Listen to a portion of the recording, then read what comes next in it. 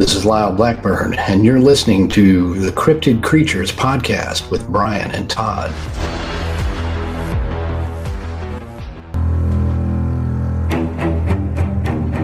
You're listening to the Cryptid Creatures Show. If you're a fan of the show, go and check out our new Patreon site. You'll get access to our private Discord server, exclusive merchandise, access to all live streams and Q&As, discounts on merch from the Cryptid Creatures store, and get a chance to be a guest host during one of the show's recordings. Just go to www.patreon.com/Cryptid Creatures. Thank you for listening and supporting the show.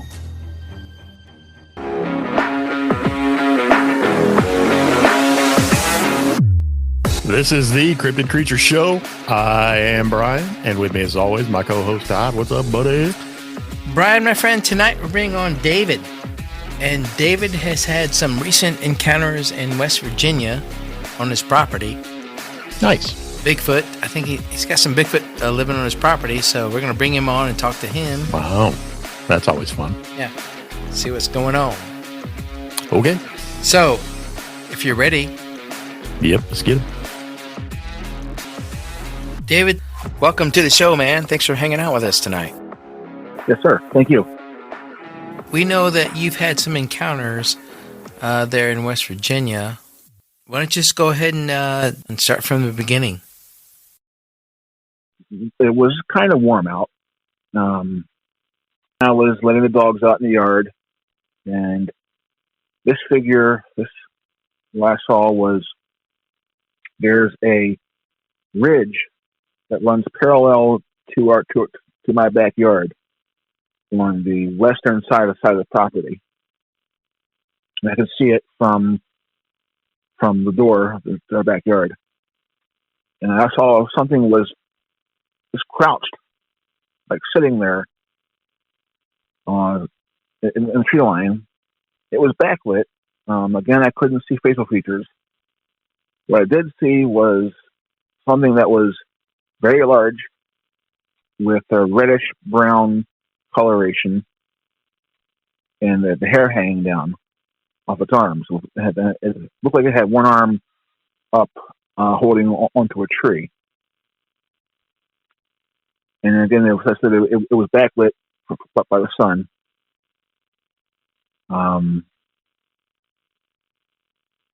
That one, there was no mistaking of what it was. That one was a little bit longer of a visual sighting.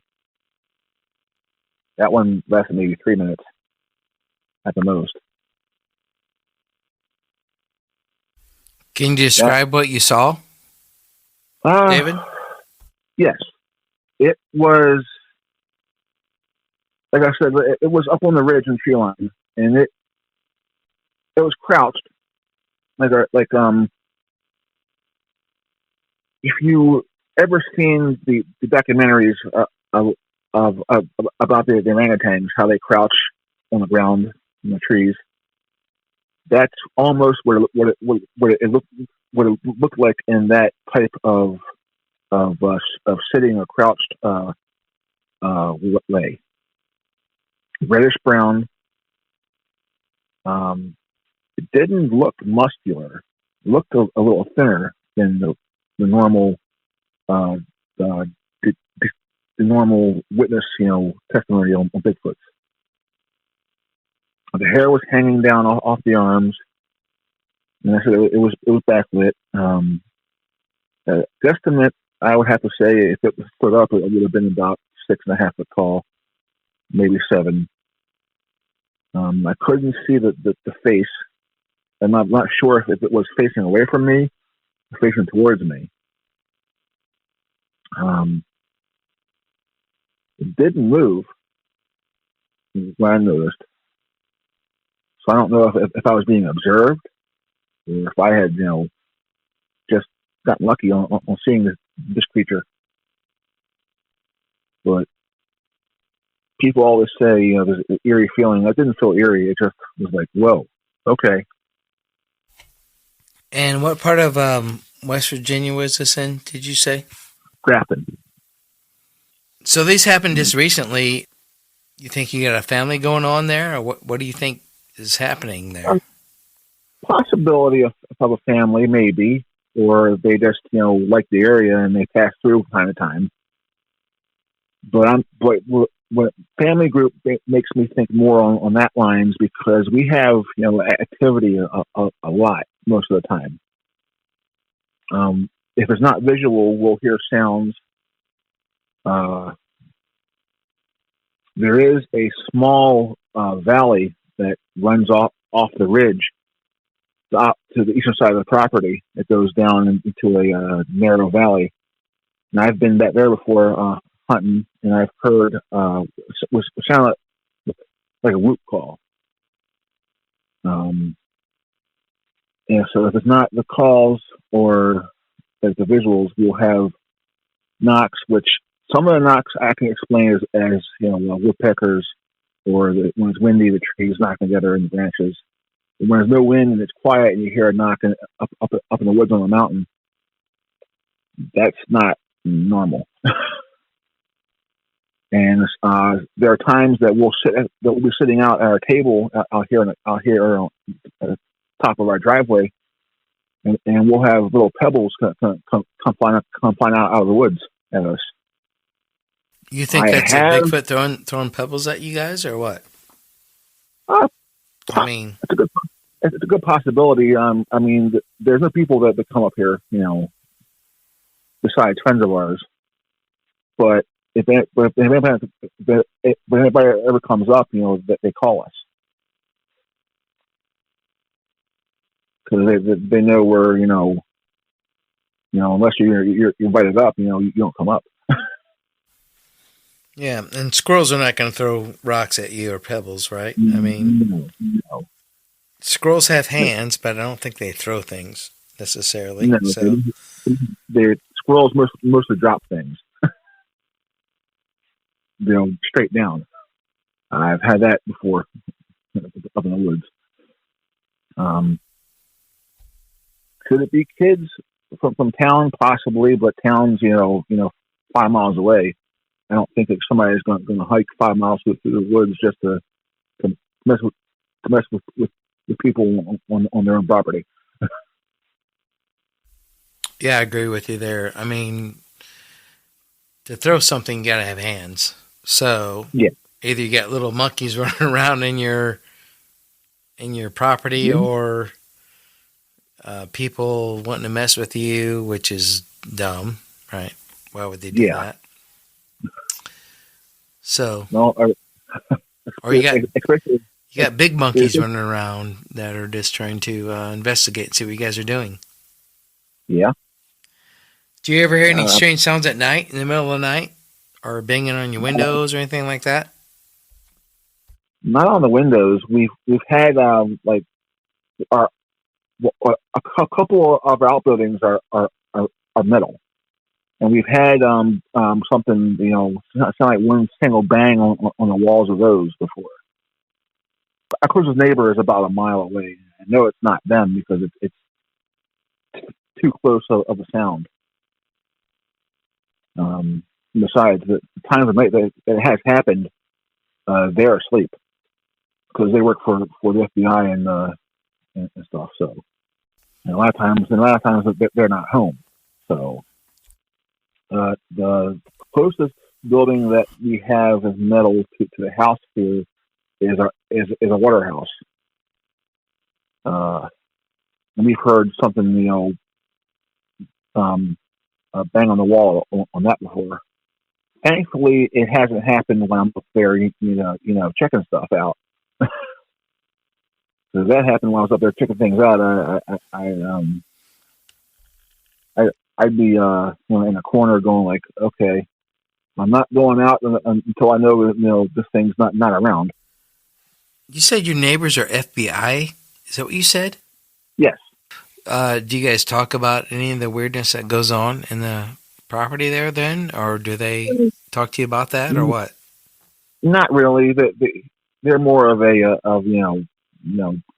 private people. We know them in passing. If that makes any sense. Do you think they experience the same things that you guys have, or believe in Bigfoot? Have you guys ever talked to them about that, or just? I know my wife has before talked to them about stuff, but I don't know if they really believe in it or not because, they don't really, strike me as people who are, into the weird and wild stuff. They strike me as no nonsense and, people who work in office most of the day.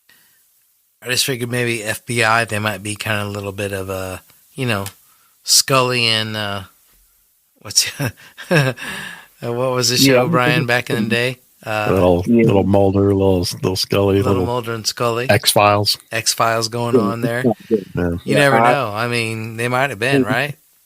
Yeah, it may have been, but like I said, my wife knows them more than I do because she's lived here longer than I have. So, how old were you when you first heard about Bigfoot, or started thinking about Bigfoot, or maybe even believing in Bigfoot, or not believing in Bigfoot until this happened? Probably. Well, I've been in the field, I've been in the field about a year. Going into the field doing investigations. I've been on the topic for about 10 years. I mean, before that, I watched documentaries and stuff and everything and read books, but I didn't really start getting heavy into it until I saw a documentary with Dr. Meldrum. And, things started making sense. And I'm like, well, I'm a hunter and everything outdoors and every camping and stuff. And there's things that there can't be more, there can't be just the wildlife that the books tell us there is, out here. I mean, my own grandfather, before he passed away, when I was little, he was telling me stories about the Wildmen in PA, where he grew up in the coal towns. And there are, old stories from then. I mean, I wish I could remember, the details of all the stories, but it was, it's been years. And that, kind of, put me on the path too. I was actually working on a case locally here last month. I haven't been back to the property since. About 2 miles down the road, there's a friend of my wife's that had activity on their property. They've had what they described was 6.5 foot tall figures with green eye shine. And I've been on there twice doing overnight investigations. I haven't seen anything, with my own eyes. I've had movement in the brush along their property, and I've had what I think was a knock, but I'm not too sure. I'm still going through the audio. There's like 12, 13 hours of audio I have to go through from 2 nights when I was there. And they're not, people to sham you on things, but, then again, the property that they live on now has been, empty for about a year or so. So if these things, are interested in them, it's because, they're probably using the crossing their property for a period of time, and now there's people there. They're curious. And again, it's the same thing with the ground there is the same ground here. It's not very good at getting tracks pressed into it. So all I have to go with is what I'm told and what I can put on recording or video. Yeah, I always say, believe nothing what you hear and half of what you see. So yes, you never know, right? No, exactly. How old were you when you saw the Patterson-Gimlin film? Oh, boy. probably 18, 19. Okay. So what did you think about it when you saw it? Convinced, or what were your thoughts? Very convinced. Because if people say, "Oh, it's a monkey suit," it's a monkey suit. Well, if you look at the time frame of when it was filmed, the best monkey suit technology of the time was the monkey suit that they used in the original Planet of the Apes, which wasn't very convincing. Baggy and cheap looking. That was the best they could do back then. I mean, as far as costumes. So, but so many people have seen what they described as different than that creature. Similar, but different. Maybe scrawny, maybe not as tall. People talked about this thing running on 4 legs or weird things like that. I don't know. Looking at that creature, I'm not sure if I could see it doing that, but I'm sure it could have. It definitely had the longer arms, and everything. But why do you think that back then they were able to film this creature so distinctively, but in these days, when people see them, they can't do that with their cell phones or modern day cameras? Do you think there's a reason for that? Well, honestly, I think back then, the subject wasn't really well known, and they weren't out there, trying to. I mean, okay, Bob Dimlin and Larry Patterson were out there, looking for stuff, but I don't think they actually thought they'd find anything. With today's people, that was a fluke. Honestly, if you listen to any of the interviews with Bob Dimlin. Oh, Hilton stay, your beds are soft and cozy. No lumpy couch, no stiff futon, no shower line at crack of dawn. Oh, Hilton stay. When you want holiday comfort you can count on, it matters where you stay. Enjoy comfortable rooms and friendly service when you stay with Hilton instead. Save up to 25% this season when you book with Hilton. Hilton for the stay. Terms apply. Hi, I'm here to pick up my son Milo. There's no Milo here. Who picked up my son from school? Streaming only on Peacock. I'm gonna need the name of everyone that could have a connection. You don't understand. It was just the 5 of us. So this was all planned. What are you gonna do? I will do whatever it takes to get my son back. I honestly didn't see this coming. These nice people killing each other. All Her Fault. A new series streaming now only on Peacock. A lot of times he said, I think that we came across her on a fluke. We were just riding, and then Roger saw this thing and jumped off his horse. In today's society, people don't think about taking the camera picture and stuff right away, or if they do, they're so nervous, and shaky. And another thing is now, with Bigfoot being, a mainstream subject, people are out there, looking, actively. And I've always been taught this by my father, who was a game warden and a naturalist for the state of Maryland. 10 out of 10 times, if you're out there looking for one exact species or subject, half the time you're not going to find what it is you're looking for. You'll find everything else but that. So when I'm out in the field with Les, Odell, and the team that a bunch of us are formed, I treat it like a wildlife, wildlife observation and research. You don't actively, look for things. You passively observe, and you find something interesting. Then you film and take pictures and notes. So, do you think these creatures stay hidden? Do you think they migrate? How do you think that they stay undetected, I guess. I think if they're out there. Well, there's a lot of theories on the staying hidden part. There's the interdimensional theory. There's the cloaking theory, which I don't buy into either one of those. My theory on it is, they can be, you can be out in the woods, and they can be right around you and you not notice, because they're masters of their environment. They're masters of camouflage.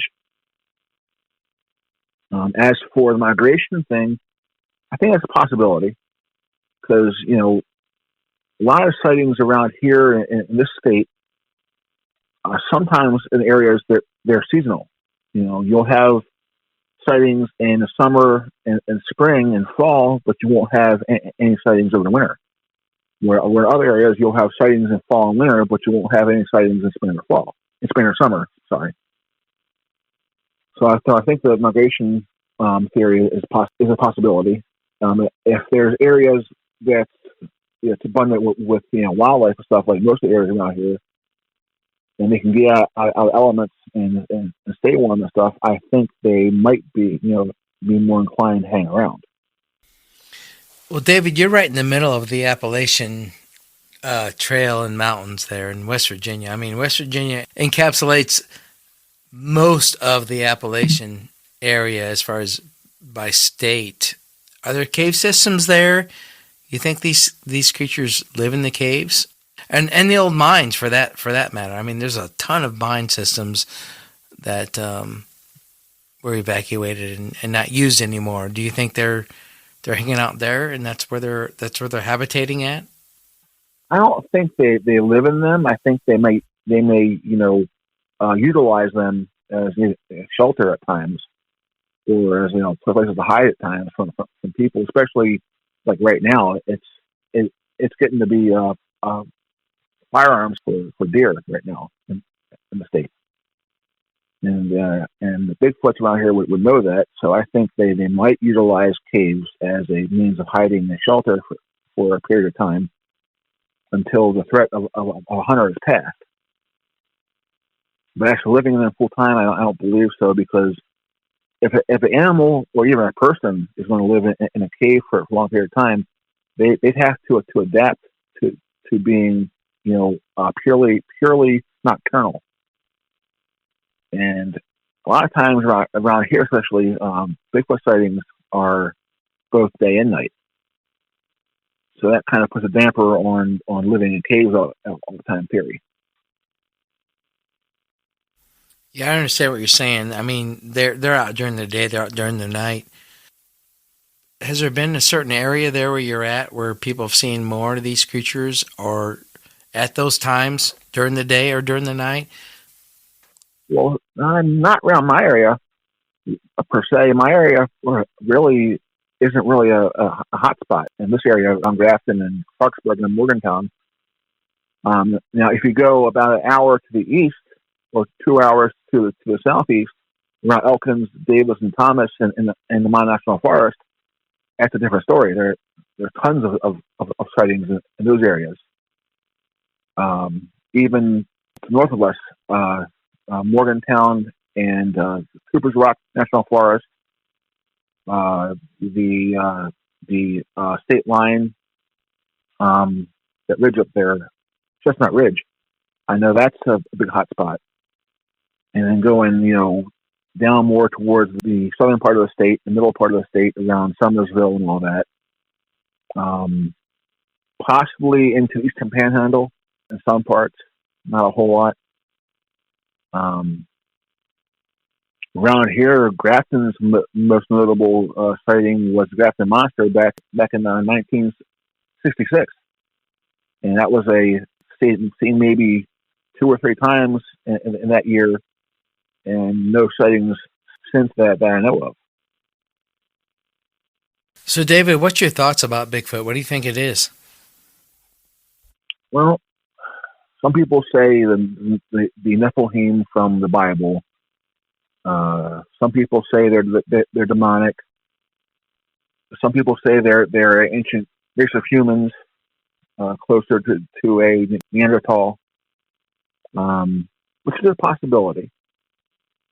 I'm more inclined to go along the lines with Dr. Meldrum's theory on a relic hominid, a species of a relic ape from the Ice Age that evolved to walk upright, and we've seen it in apes before. There was a video I saw a couple days ago about an ape in the Ice Age that lived alongside humans, Neanderthals and the Cro-Magnon man, early modern man.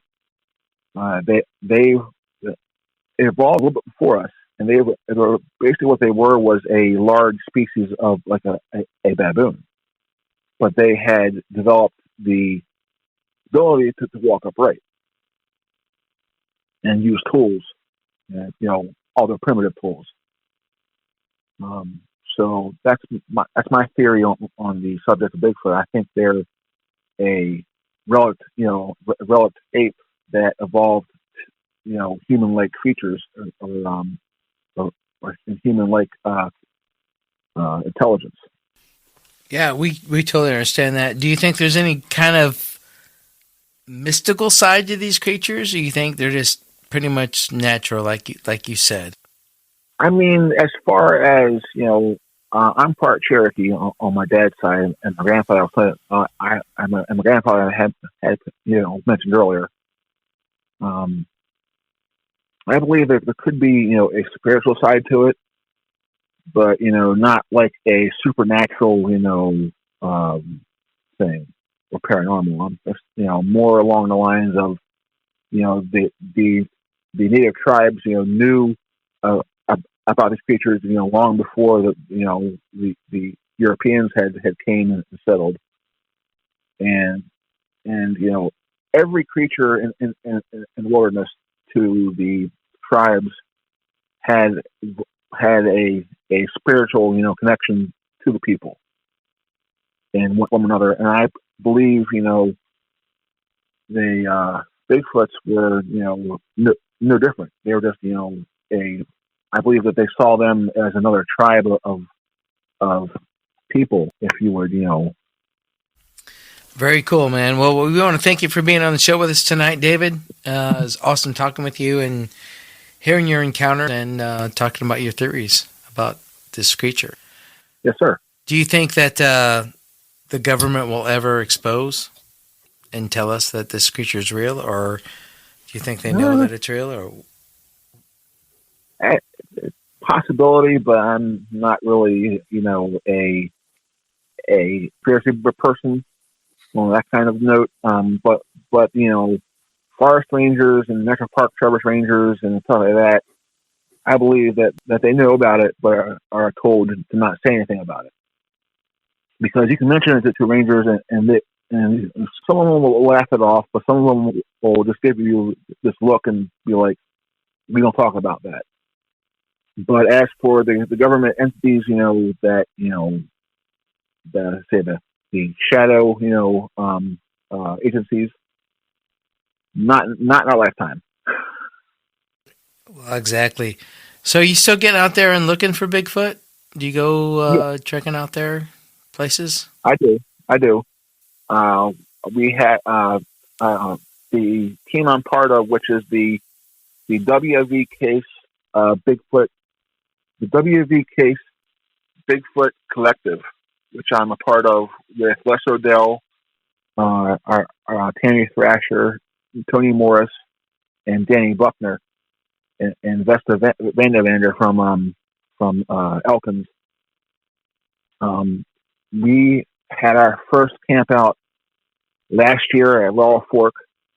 We had one this past spring at Davis at the Canadian Loop area. And we had our third annual camp out this past last month. And we're all active mostly in our home counties when we're not together as one big team. All right, very cool. Where do you guys do that at? You have a Facebook page for that or anything? Or I have a Facebook page for my area, which is the WV Case Bigfoot Collective, Taylor County WV. Cool. Okay. Well, thanks again for being on the show tonight, David. We appreciate it and talking to you about your encounters and all your experiences. And, man, if you see something else or run into anything else or have anything else happen, reach out to us, man. Let us know. Stay in touch. Will do. All right. Thanks again, brother. Thank you. All right. Take care. All right, man. It was cool having David on talking about all his experiences and encounters. And yeah, it was. That was interesting. Bigfoot is everywhere, it seems, doesn't it? I mean, yes, it does. The more and more we hear about these encounters, the more and more I just don't know what. I can't say it doesn't exist, you know. So yeah. But yeah, it was great having him on, and hopefully he gets back with us, and when he hears or sees something else, or hope so. That'd be nice. It's always nice to hear back from people that I know that have other encounters. For sure. All right, brother. Awesome hanging out with you again tonight. Always fun, brother. Always learning. Okay. Until the next episode, I will see you later, right? Yep. See ya.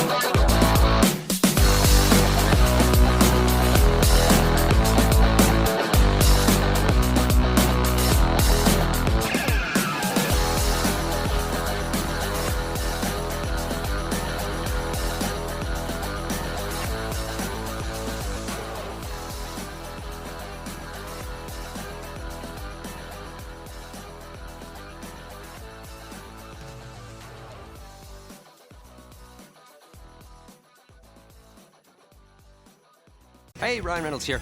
Wishing you a very happy half-off holiday because right now Mint Mobile is offering you the gift of 50% off unlimited. To be clear, that's half price, not half the service. And Mint is still premium unlimited wireless for a great price. So that means a half day, yeah? Give it a try at mintmobile.com/switch. Upfront payment of $45 for 3-month plan, equivalent to $15 per month required. New customer offer for first 3 months only. Speed slow after 35 gigabytes if network's busy. Taxes and fees extra. See mintmobile.com.